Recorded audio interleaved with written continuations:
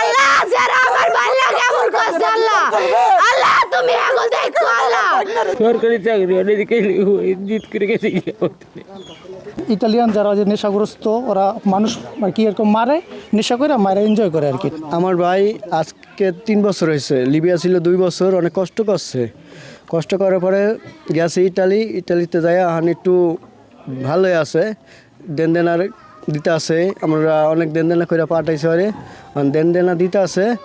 ধরনের ও যে একটা চাকরি করতে আছে মানে রেস্টুরেন্টে, আর কাগজপত্র কিছুই হয় নাই, কাগজপত্র বানাইতে আছে আর একটা রেস্টুরেন্টে চাকরি করতে আছে। তো ওই আসার পথে যাওয়ার পথে উনি অগো এলাকায় ইটালিং কয়েকটা বকাটে ছেলে আছে, ওরা অনেক ডিস্টার্ব করতো আসার পথে।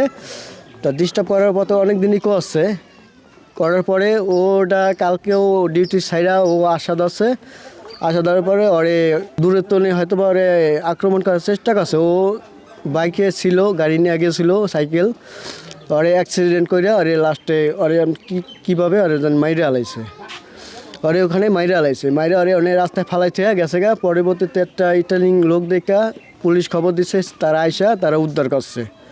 উদ্ধার করার পরে অনেক পুলিশের হেফাজতে আছে।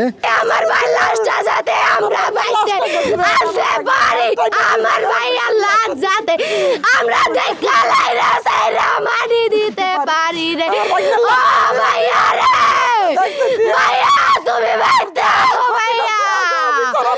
আল্লাহ যারা আমার বাল্লা কেমন করছে আল্লাহ আল্লাহ তুমি এখন দেখো আল্লাহ। ইতালিয়ান যারা যে নেশাগ্রস্ত ওরা মানুষ কি এরকম মারে, নেশা করে মারে এনজয় করে আর কি, ঠিক আছে। ওরা আনন্দ উল্লাস করা ওরা এই ঘটনাটা ঘটাইছে আর কি। তখন আশেপাশে কেউ ছিল না, ওখানে পড়ে ছিল। এক ইটালিয়ান আরেক লোক আবার দেখা পুলিশ কল করছে, ওই জায়গা থেকে নিয়ে গেছে। ঘটনা যেটাই ঘটছে আমরা সর্বশেষ চাইতেছি যে আমার ভাই যেন দেশে আসতে পারে, আমার লাশটা যেন পৌঁছে দিতে পারে, এটা সরকারের কাছে দাবি বা দেশবাসীর কাছে দাবি যেন আসতে পারে। আর আর্থিকভাবেও তারা খুব দুর্বল, কারণ সম্পূর্ণ ওর পিছনে ব্যয় করছে এবং তারা এখন খুবই খারাপ অবস্থায়, যেহেতু ওর উপর সবাই নির্ভরশীল ছিল। সেদিক দিয়েও যদি কোনো সাহায্য সহযোগিতা থাকে সেটা আপনারা দেখবেন। সরকারি চাকরি অনেকে জিত করে গেছে। আমি দেনা ধরে আমি ওদের বউটা দেনা আছি।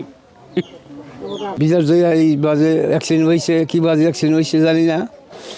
আমরা শুনতে যেটা পাইলাম একটু যেই বললাম, আমরা যে ব্যবস্থা হোক আমরা সরকারের কাছ থেকে আমরা আবদার করছি, যেভাবে হোক আমাকে লাশ আমরা চাই, আমাকে দেখাইবেন, আমাকে দেশে পাড়ানোর কাম পাড়াইবেন। কীভাবে পাড়ান আমরা জানি না, আমরা গরিব মানুষ, টাকা পয়সা খরচ করতে পারবো না, যেমন হোক আমরা ব্যবস্থা করে আপনার কাছে আবদার করলাম। শরীয়তপুরের প্রেক্ষাপটে এটি একটি স্পর্শকাতর বিষয়। তবে যেই ছেলেটি শরীয়তপুরের সদরের যে ছেলেটি বিদেশে ইন্তেকাল করেছেন ইটালিতে, আমি যতটুকু জানতে পারলাম যে তার সেই বৈধ কাগজপত্র ছিল না। তারপরেও তার পরিবার যদি আমাদের সাথে যোগাযোগ করে বা কোনো আবেদন দেয়, সেটি আমরা ব্যবস্থা গ্রহণ করব। তবে আমি একটু সেই সাথে বলে রাখতে চাই, যারা এভাবে দেশের বাইরে যাচ্ছে তারা একটু বৈধভাবে গেলে তাদের ফিরে আসাটাও আসলে বৈধ হয় এবং সহজ হয়।